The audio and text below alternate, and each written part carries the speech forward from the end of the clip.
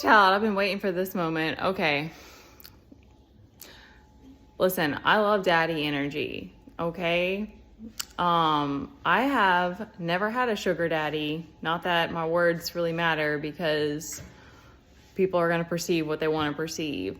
I am coming, a lot has been happening and a lot of shifts have been happening. And even when I made those dances yesterday, I recognized that this was a part of it. This was a cycle that I'm like kind of ready to close out, or I'm ready for it to shift, because I knew that a lot of this wild feminine expression has been part of the healing process for me. And that it's also been like a part of me that needs to find that, needs to have these outlets for expression, but in a more sacred way, because I recognize that putting it out there is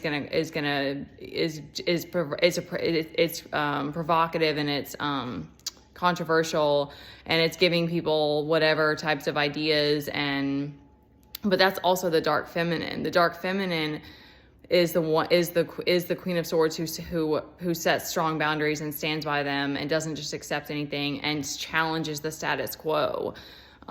She's outside the lines.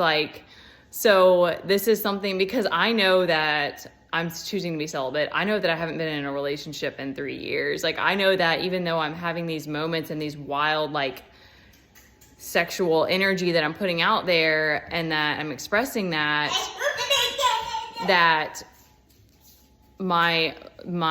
in the rest of my life, because I think it's that contrast of trying to be so obedient and trying to stick to the devotion of this path. And so this other side of me, the wild feminine, needs her moment too.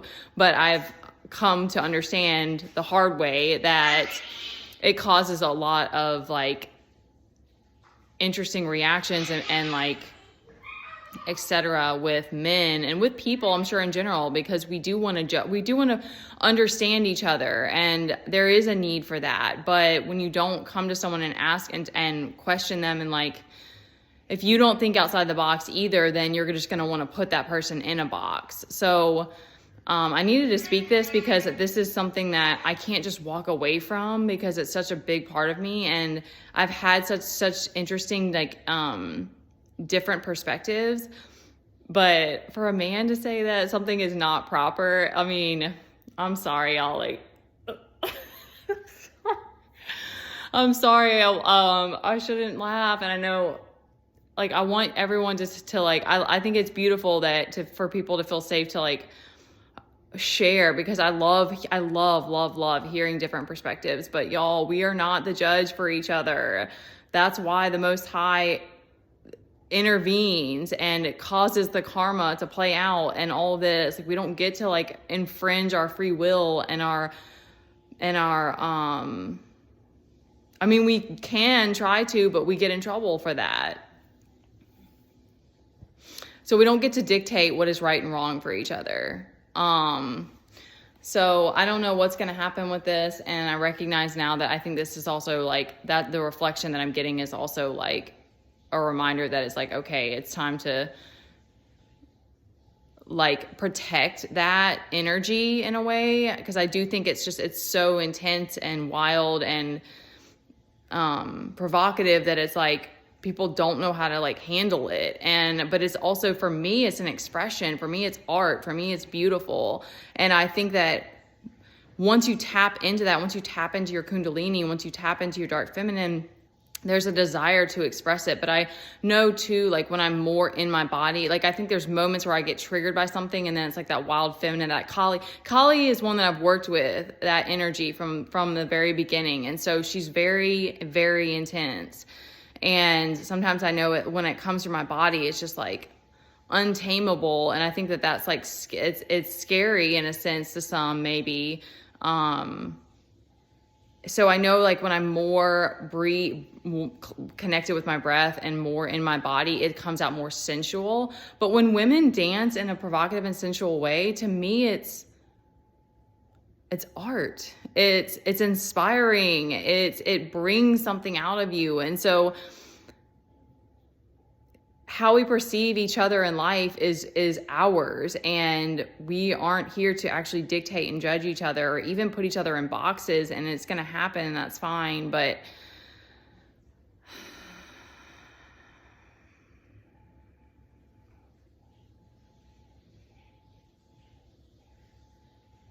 women are meant to have boundaries.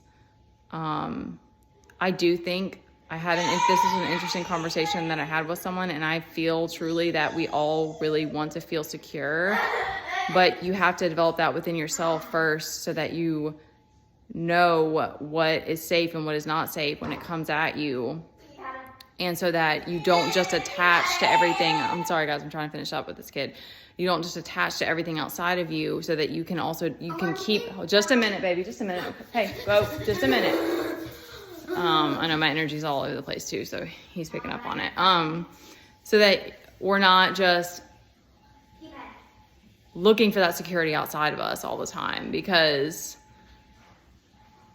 relationships are crazy, y'all. It just reiterates to me that, like, you are your own safe space, and if you have big energy or you have an intense, if you have a powerful energy, there's nothing wrong with that, but we have to, like, I guess, recognize that about you. And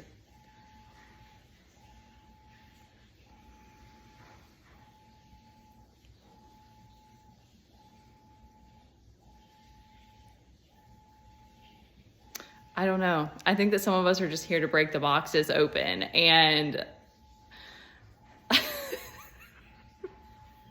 this is a little bit chaotic.